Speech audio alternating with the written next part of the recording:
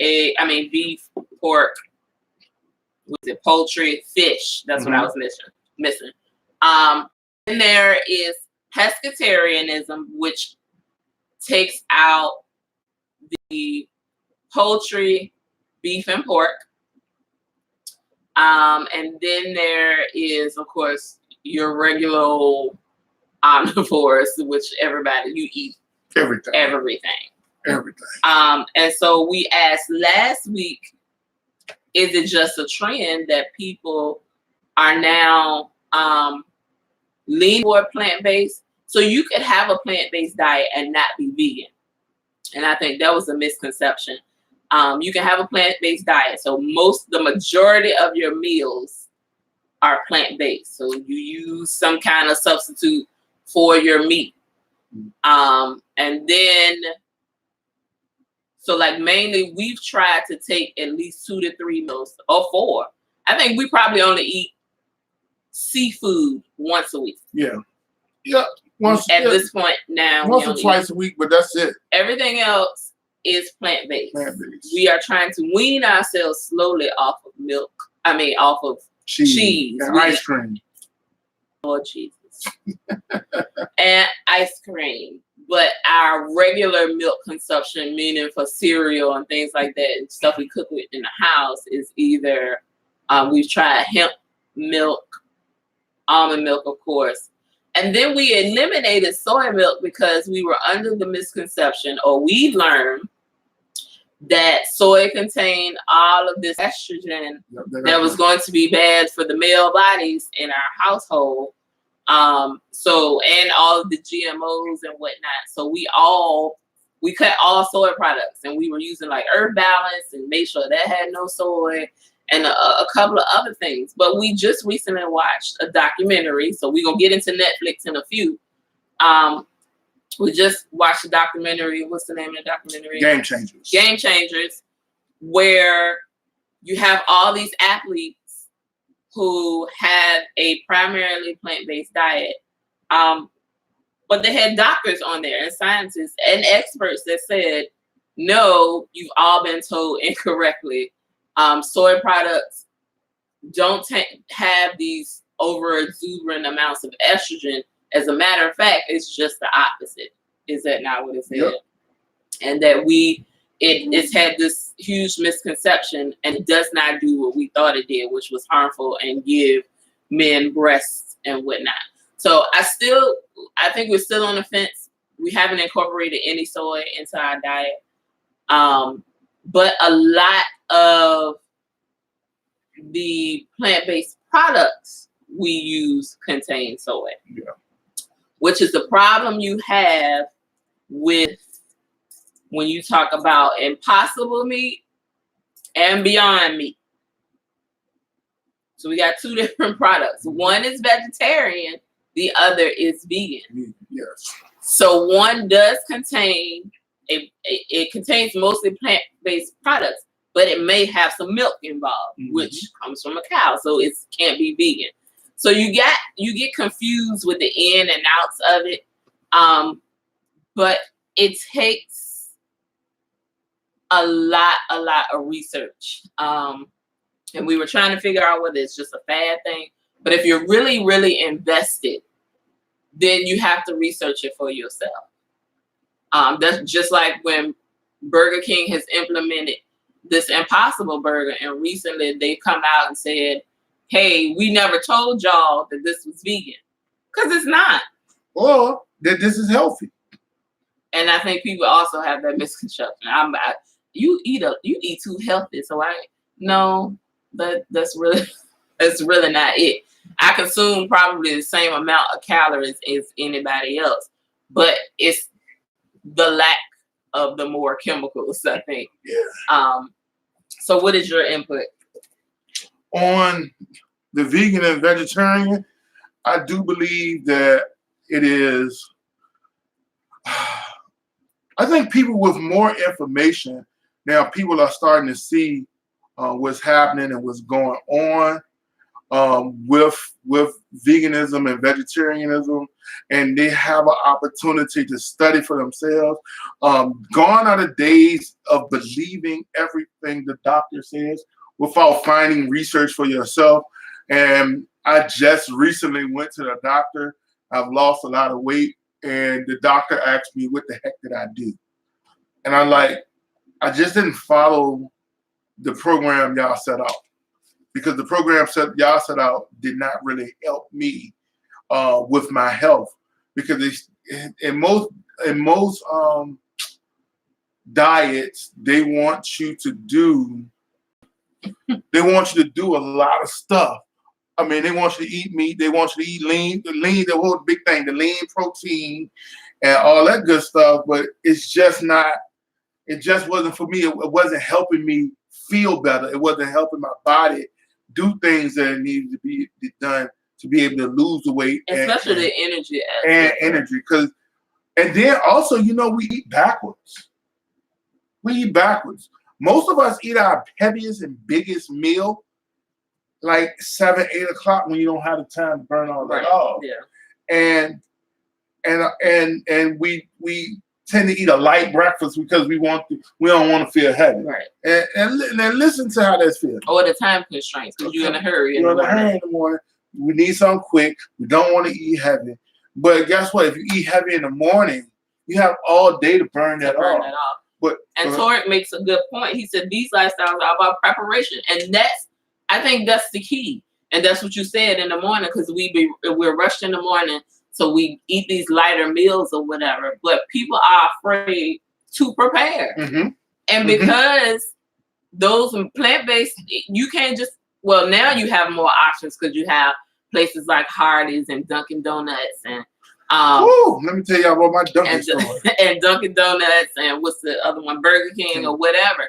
Now you have more options, vegetarian and vegan options, but those are quick fixes. They are certainly not the healthier options. It's so you can get a meal in without eating meat. Mm-hmm. But it's still fast food. Yeah. It's still fast food. And I think that's people's main problem, is the fact that I don't want to prepare. I don't want to be up the night before and on Sunday night and preparing for the week, or I don't want to be up 2 days prior to prepare this. But that's what it takes. We have to stop being lazy in trying to prepare, because that's what it's going to take. If you want to change the lifestyle, that's a desire for you to try a plant-based diet, then preparation is the key. To tell the truth, meal prep is coming soon. So Dad says, get your meal preps in. We're gonna be selling these meal plans. It is hard to prepare. I mean, your grocery list is long, but I think once you get in the hang of it, it's not about, and you save money. That's one thing I appreciated the most. After the physical aspect of it, the fiscal aspect of it was. Well, eating healthy costs more. No. I'm glad you said I'm on that. But also like this, let me share another thing with y'all too, that we have to look at when we talk about eating vegetarian, vegan, meal prep and preparing. When you go to a restaurant, I've worked in restaurants before, worked in fast food spots. The stuff, I've taken the Safe Serve certification. The stuff after the package is open is only good for 7 days. But a lot of us buy food, open the package, and then try to put it back in the freezer and try to prolong the lifespan of the food, because we don't want to waste no money. Going with a vegan or vegetarian lifestyle, we have to make a couple trips. We go to the grocery store about 2 or 3 times a week. Yeah. Because we run out of stuff, we get stuff, we eat it, then we make sure we got it, but you're not spending the $200 and $300 per trip. You're eating right, you're doing it right, you're cycling through the food as you're supposed to, and everything is just going well. I mean, and then you're gonna see it. My cholesterol medicine has been reduced. My blood pressure medicine has not been reduced yet, but I'm on one pill now. and that's good. So I'm hopefully to be able to get off all my medicines by the end, in 3 months I go back to the doctor. And I also personally have did this intermittent fasting piece, which has worked wonders for me. Meaning I fast for 16 hours out of my 24 hours in the day. I only got 8 hours to eat. And so the way I've been able to schedule it at 9:30, I eat my first meal of the day. By 5:30, I can't. After 5:30, I don't eat anything. I just either drink water or ice drink or tea. And that has really helped me. It helps you. It helps my digestive system. It helps lower your blood sugar. It actually helps give me energy now. Because when I wake up in the morning, I still have energy. I don't know how, but that's how my body works now. I still have energy, and I'm going to the gym at 5 o'clock in the morning and still able to do everything I do. We have been on a lot of things that our doctors or our quote-unquote healthcare professionals want us to do. But we have to look at this thing like this. If the doctor, if policemen and women, do not write tickets, when they go back to the station in a month, they ain't got no tickets, their captain's gonna look like, dude, you've been out here all month. Everybody doing the right thing? And so a lot of times now our doctors have been are become really pill pushers for the most part. That's where they get their money. And that's where they get their money. And they aren't supposed to get kickbacks, but things happen. And so if you go and start looking at your kitchen should be your medicine cabinet. For sure. So your kitchen should be your medicine cabinet. And think about it like this. Those of you who are, and we ain't trying to convert nobody. No. We ain't trying to convert nobody. But think about it like this. You're actually eating dead flesh that you have to put herbs that come from the ground, greenery that come from the ground, and these spices to flavor the dead flesh. You wouldn't go and get a chicken breast, take the chicken breast, bake it, or even fry it without putting flour, without putting something on there to make it taste like something. Because dead flesh don't taste good. Period. With the tea. Period. Like I said, we're not. We are the furthest from the perfection of this because I need a crab, I need a scallop, I need a shrimp and an oyster. Yeah. I need those right now, and I have not weaned myself. And I need a Gouda, I need a feta, and I need Swiss. So these are all my hangups, which would draw me back from being a completely converted person. So we can't judge you on that. But what we're saying is we are witnesses, or we can testify that it works. Yeah. We've seen the results of it. Seen the results of it. And felt the results of it. And once we slip up something that we ain't supposed to do, we really feel the results. You feel it. You feel it. Every time. You feel it. I'm sure. Yeah, there's nothing else. Okay. All right. Netflix and chill. A lot of y'all Netflix and chill last night because it was the Valentine's Day. And the restaurants was packed. And you didn't feel like dealing with that crowd, or you forgot to make a reservation. So we're going to talk about some of the things that we have been watching on Netflix, some of the things that we have been watching in general, and giving you a little bit of commentary on those shows. First show, the 30 for 30, Michael Vick. No, that's not on Netflix. That's not on Netflix. That's on ESPN. That's why I said we're gonna watch. We're gonna tell you what we've been watching, so not just Netflix. Okay. 30 for 30, Michael Vick. What was your take on that? Because that happened in our era. Mm-hmm. So you knew a little bit about it, but the perspective, like having his perspective, was kind of an eye opener. It's rare occasions that you have instances where they do like a 30 for 30 or they do a documentary where the person is still available to talk to and do full on interviews. So you felt like you got the beginning, the middle, and hopes for the end because he is still here. But just the perspective of what he had to go through and his feelings, and then his aha moments were crazy because it's like, okay, when you in the midst of something like that, talking about the downfall portion, when you're in the midst of something like that, right off the bat, you like, okay, well, what did I do wrong? I'm a product of my environment, but to me, this didn't look to be incorrect. Yep. And so to know that he was in the midst of that and kind of almost completely oblivious to the fact that there was something illegal going on around him, and then the fact of him then realizing that it was not the right thing to do, and then also we were just talking about at the beginning of the show, owning your wrongdoing and apologizing and trying from then on forward to redeem yourself.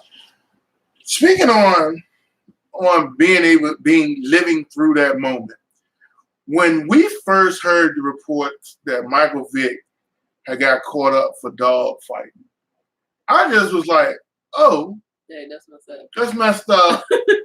He'll be playing next week. Right. But Peter pushed the issue. The Commonwealth, the state attorney wasn't going to do it. He was not going to press charges. He's not going to do that because he didn't think it was that big of a crime. Again, product of your environment. He lived in the country. Yep. That was a thing that went on. And the fact that in Surrey County, they probably had a bigger ring. Also, like I've said before, I cannot find this article. When Michael Vick got caught up in that thing, they actually had a dog fighting ring with the state of Virginia, North Carolina, Georgia, and Maryland, and they had prominent names on it. They deleted that joint completely from the record. It was on front page Richmond Times-Dispatch, never to be heard of again. Yeah. And so, and he didn't think we didn't think nothing of, because as much as we love dogs, we don't put dogs higher than human beings. And we have known plenty of people that have gotten less charges for killing or even no charges, and they were law people for killing black men or black people in general. So we didn't think it was going to go that bad. Yeah, it was not a fact that you like, oh, he ain't do nothing wrong. Yeah, we know it was wrong, but it was like, not to say it was just because I wanted to be a veterinarian. I am an animal lover. Like, animals touch me. I watch animal videos and I'm crying off all on pieces. But in comparison to if somebody had killed someone, not even somebody I know, but killed a person, it just does not equal out. It doesn't, and the justice of it does not equal out. And we know, especially, we can vouch as people of color, knowing that people have been unjustly persecuted or have not justly been persecuted for killing black people and brown folks, and they don't get no time. They get a slap on the wrist, or they get probation, or they get a couple of months, or you get time served. And we've seen that happen for people to actually dispel of human bodies, and for some like this to happen for what, $6 to $10. It was quite a few of them, and it's cruel. But they weren't people. They weren't people. That's right, Tori. They wanted to make an example of him. And a lot of times we still see it today that a lot of non-blacks can't stand black athletes because they have more money or more notoriety or more success. I put all that in quotation marks because you don't know what success, notoriety, what that really means different things to different people and those assets. But to them, they don't like the fact that we on TV and we actually can do something. The wildest thing I heard from that whole situation was somebody got on CNN and was like he needed to be hung, executed and hung for killing dogs. Yep. But and then the dude Quintus, this is why you can't keep everybody around you. But he said this one thing that was really profound. What happens when a horse breaks his leg in a race? They put the horse down. But we all know the class of people that participate in that sport. Exactly. And nothing. Rich white folk. Right. And there has never been repercussion of it. Again, the same level of cruelty. The same. Or how about this? What we've been talking about meat. Have you ever seen or looked at a documentary or something about how they treat animals in the meat? The same cruelty, the same mess they took Michael Vick through is the same thing we do to justify why we got steaks in our grocery store. Yeah, but that's for game. That's for sport. It ain't even for sport. I'm just saying hunting. They hunt deer. No, I'm talking about the factory. I understand that. I'm giving another example. Yeah, okay. Yeah. You know, and that's it. I'm sorry. Archery is a slow and painful death. You bow and arrow. That's a slow and painful death for an animal. But you really can't die on sight. You got right. You know. I cannot. Please to whatever that Oscar won reenactment of the death of a deer. Elizabeth, I'm coming to see you, honey. Anyway, so that was one thing we watched. All right, what else on Netflix specifically? The Aaron Hernandez documentary was wild too. We urge y'all to watch. Man, look, this whole documentary had. Well, we're gonna just skim it because we've talked about this before on the show. But it wasn't. It's funny though because there really was no conclusion of what made him do what he did. I thought there was. No, it really wasn't. Because they said it was CTE, but you got other brothers that got CTE that ain't doing this. They said he was struggling with his sexuality. They say he had issues with at the home, but they never really said, well, it's conclusive that this made him do this. Right. To me, he really had no justification. Dudes went because dude was just going to the club one day. I think from the beginning, he may have had some mental health issues that weren't addressed. Mm-hmm. And the CTE may have escalated what was already lined on it. Yeah. So that's all. And then you also see the fact that. So why can't you watch it yet? You got to watch that. The fact that you saw the dude. The other guy, the offensive lineman that was gay, and he was saying, I feel like I just want to kill myself. Right, and that's an underlying mental health issue. Not addressing not him being gay is mental health, but his not addressing his feelings, it not being able to release his truth because he had to hide that. Yep. So that's a whole other thing in itself. Having to have that pressure on you in such a masculine, initiated sport. So yeah, it is very sad, but there are parts of it that you're like, that you are in awe. All right, what else you got on Netflix? I have been watching. It was a document. I have fallen in love with documentaries because it shares some things with me. It was a documentary on called Sexuality, Sex Explained. And it just goes from where it started, what it comes with, all the things from pregnancy to contraceptive to birth control. There's a lot of stuff that they don't teach you in the health class. Of course. That was on here.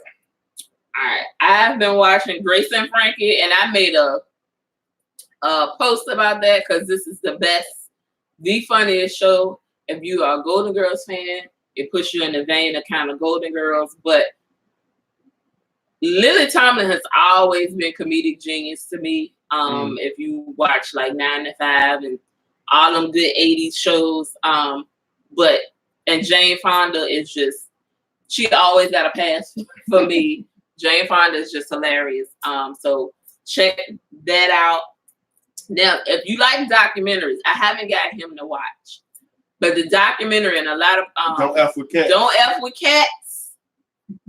Yo, you have got to watch Don't F with Cats because it's an eye opener for social media interaction. It's an eye opener for how easily accessible we are as a people because of social media interaction. And how seriously we should take things, especially when it comes to law enforcement on social media. Yeah. So yeah, watch that. That dude, I don't call nobody crazy, but he definitely, there was mental anguish. His whole head was messed up. Cheer is good as well. All right, you give 2 more. I'm now in the midst of a comedy series original on Netflix called Sex Education.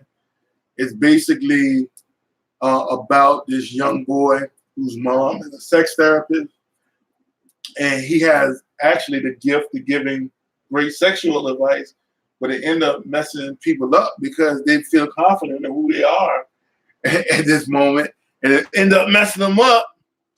No, F with Cats was crazy. Don't even know. Didn't even know that happened. Yes. Yeah. I was lost at that one too. And that should have been in a time where we were paying attention. It was apparently all across the news. So yeah, that was it. It was crazy. Yeah. Well, Sex Education is hilarious. It's a British comedy, and so it's just funny, and it's starting to delve into how people feel on teenage pregnancy and abortion and all that funny stuff, having to deal with relationships as a high school, as a top athlete, trying to get with a girl that you like, but you really can't say you like her, stuff like that. So it's funny. It's funny to me. I watch it and it's crazy. Can't watch it at work though. I made the mistake. I don't know why you would try something called Sex Education. You can't watch it at work. It's not a work. Why would it's not a lunch. It's not a lunchroom friendly show. It's not a lunchroom friendly show. Not a lunchroom friendly show. That's why I keep my headphones in. You got 1 more, and then I get 2 more. And also, Lost in Space, their second season is good. I've been watching that as well. I have not, and then we're gonna give our wish list. Give 5 apiece because I know I got at least 5 on there. I don't think I got 5. The Good Place just ended, so it was a series finale on The Good Place. So go back and watch all of the seasons of The Good Place and all of the seasons of The Office while it's on there, because eventually I think they're gonna take it off of Netflix and put it on Disney Plus because of their switcheroo, because it is actually owned by Disney. So I know Disney is supposed to gradually be snatching The that Office thing. is owned by Disney? Yes. I thought it was on NBC. It was on NBC, but for some reason Disney has the rights to The Office, and I believe they were going to pull their things. Okay. So that, and I like the competition shows. So Sugar Rush is on my list.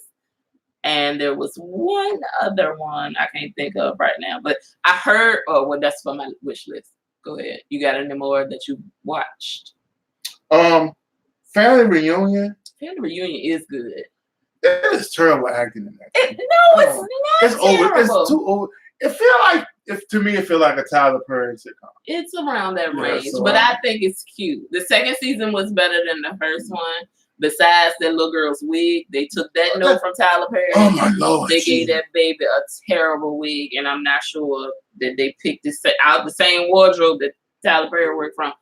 I was like, why did they do this to this little girl? So all of season 1, she had on a bad wig, and she was a teenager. Yeah. But I think it's good to watch. It's nice and wholesome. You can truly watch it with your family, and you can't. You can watch that at the lunchroom. You can watch that at the lunchroom, and you can't go wrong with Loretta Devine. To me, like she's the best. If you like Game of Thrones, it's not on the Game of Thrones level, but it's on that in that genre. The Witcher is a good. I heard that was The good. Witcher is a good series. I'm on episode 2, season 1. It is a good series. Every time I try to watch it in the lunchroom, people want to talk to me. That's what Jay too. And I hope y'all went and watched Wentworth. They had a series finale as well. Everybody kept trying to compare it to Orange is the New Black. It was too serious for that. It was not. It had funny moments, but it was not a comedy like Orange is the New Black. But Wentworth was bomb, so you had to go back and watch that. Scroll down the comments for me. Watch The Stranger and the Society. The Stranger and the Society. Okay, we'll have to put that on our wish list. All right, so give 5 because we're gonna have to end this. Malcolm X. Who killed Malcolm X? Yes, I want to see that. I want to look at that before the month's over. Also, They Gotta Have Us. They Gotta Have Us. I'm gonna be watching that before the month's over. Lock and Key, a Netflix original series that I will be watching, and The Pharmacist, talking about this pill pushing society that we have, and wonder why. I ain't gonna get that's another story. And The Messiah. Those are some of the ones I want to watch. All of those I want to watch, especially They Gotta Have Us and Who Killed Malcolm X.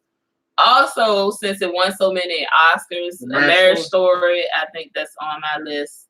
I tried to get into AJ and Queen because I like RuPaul, but I just couldn't. I got to like episode 2 or 3, and I was just like, this ain't it. I don't know whether I was expecting something else or what, but I couldn't get with that. And I think that has already got renewed for a 2nd season.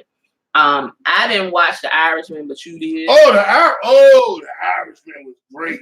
The Irishman was great. I didn't watch that, but I heard it was long. So it's long.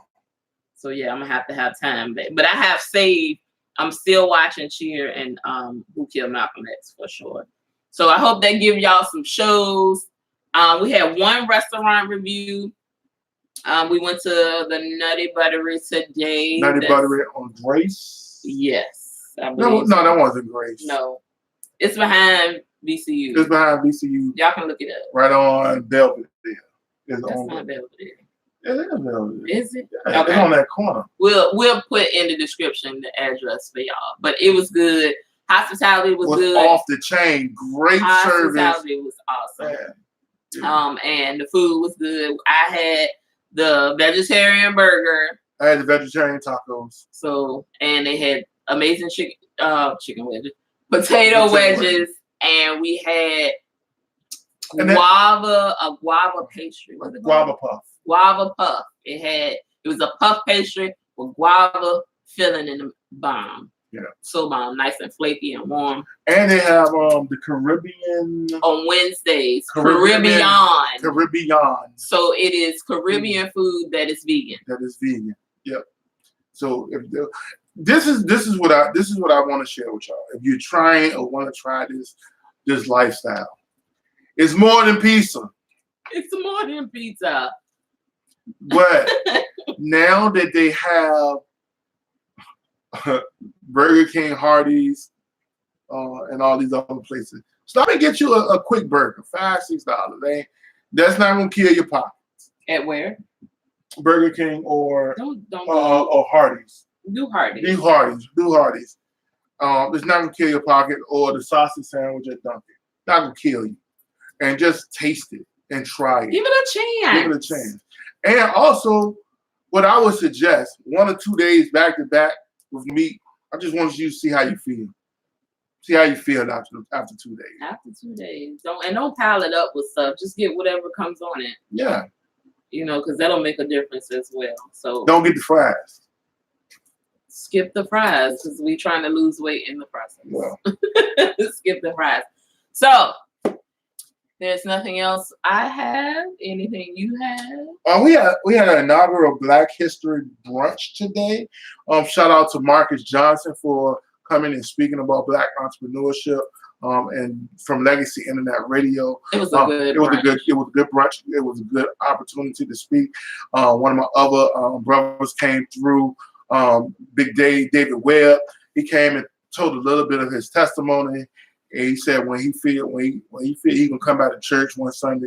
I said when he come back, I'm gonna let him share his full testimony. Because somebody needs to hear that. Somebody needs to be a part of that. So Big Dave, shout out to you for coming through, buying a ticket off Humbug, and just coming in and enjoying the fellowship, enjoying the food, and just meeting new people.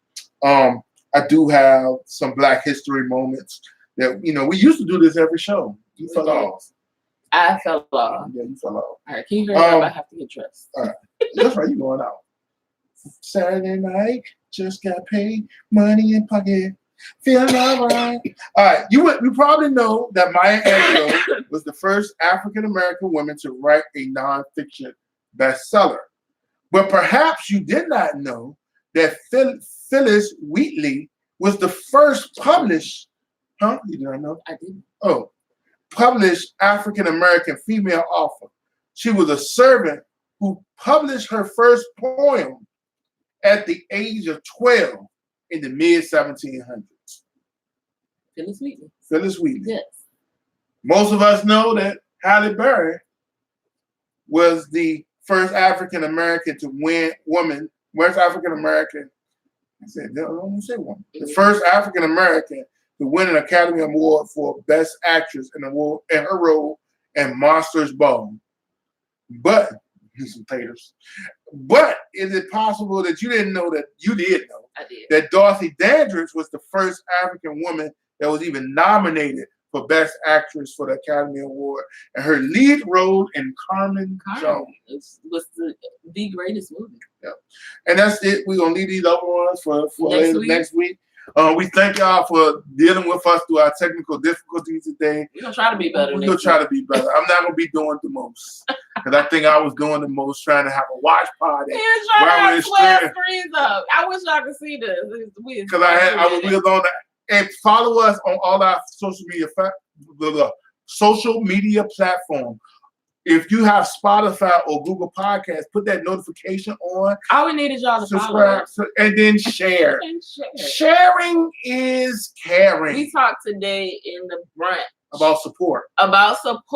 And how people they have dreams, and it's not just because it is. You want to see brothers and sisters move a little further, so that it's not a shameless plug to us. We see the endeavors where we're trying to go, and we need your support. Richmond is a rough city. If you can make it in Richmond, you can make it anywhere. It's a rough city, but we just need each other's support. And it's share for share. That's all the etiquette you're required to do. Like if you have a business, of course we're gonna want to shout you out. We shout out businesses all the time. We need sponsors. We do need sponsors, but we gotta look out for each other. It's no excuse. And we're gonna actually posting some local stuff. I know I'm a shout out on my page.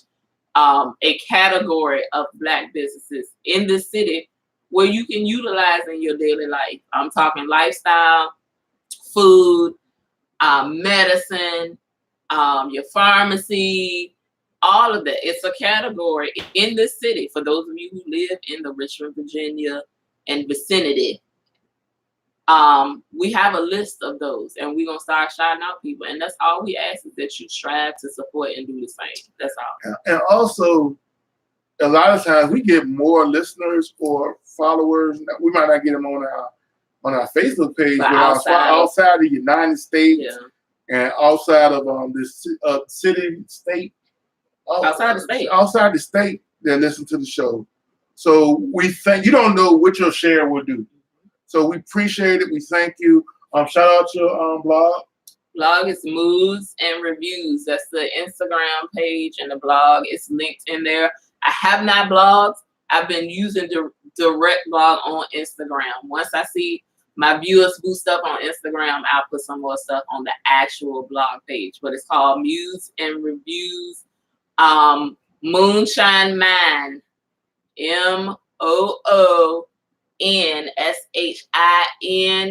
It is my Instagram page. And I have started to take some requests for closet audits and some styling. So if you know anybody, if you want one yourself, that would be me. And catch me where I can do it now. And you can reach her on Facebook, on this Facebook page, also on her Instagram page, and on the Tell the Truth Podcast Instagram page. We check those things daily. We get notifications. We want y'all to interact with us online. And if you have any questions, don't forget we do have a email account, tellthetruthpodcast@gmail.com. Hit us up. Any questions you need to ask, or any show topics you want us to cover. Because sometimes it's hard coming up with stuff every week. Future shows coming up soon. We're gonna have the Thompsons on talking about marriage after divorce. We're gonna have Jessica Brown. Professor Dr. Jessica Brown will be coming on talking about mental health and therapy in the Black community. We're going to have marriage in ministry. We're going to have a few couples that try to get on here doing that. We also have been invited to come to Ain't No Half Stepping with Marcus J. They broadcast on Mondays, but he also said this. He said since we broadcast on Saturday, he has the key to the building, so we probably can come in there and do a broadcast as well and get everything popping. So we're starting to move in a great direction. Be on the lookout for all the things that Tell the Truth is you're gonna start seeing us in a lot of different places. We're trying to get some things started. So we're probably going to be reaching out to more and more people for sponsorship, for being able to do things. If you want to be a part of this, you want us to give you a shout out with a commercial. The fee, and I'm gonna tell you right now, the fee is $20 for the month. That's a fee-free commercials. We get about 150 to 200 listeners, viewers, stuff every show. So that's what we are. We also Kelvin and their crew and his podcast is going to come through, and they're going to invite us over probably in March too. See, share for share. We're going to invite. I want to get the Spike Punch crew here. We have to let them know that it's going to be it's a no curse zone. We'll see as much as possible. We'll see what happens. The Spike Punch crew, and we're gonna be out. We thank you again. We love y'all. Have a great week. We will catch you again. Same bat time, same bat channel. Scroll down before we go. Not just people joining in. Right. What up, BJ? What up, Miss Gwen? What up, baby girl? Don't forget, cut them notifications on when we're live, but you can be a part of the discussions. We love crowd interaction, crowd participation. We shout you out when you jump on, and we just thank y'all, man. Hey, look, if you want to start a podcast, if you got something that you need to talk about, holler at your boy. I can get you started quickly. If you got a laptop and a webcam, and we can get it popping for you. So just let me know, and we're gonna do major things. Love y'all. So it said thanks for conversating. Who? So it said thanks for conversating. The conversations.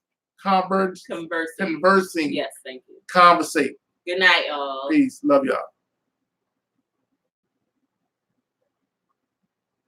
Did we end? Yeah.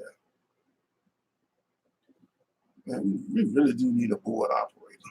Mm-hmm.